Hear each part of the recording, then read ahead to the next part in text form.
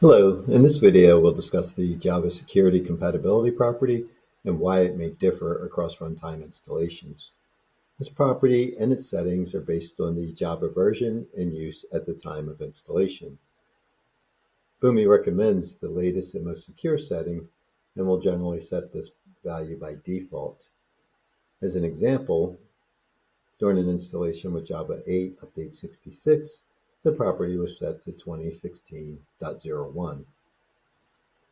Starting with the November 2024 release, the new default value is JVM_defined.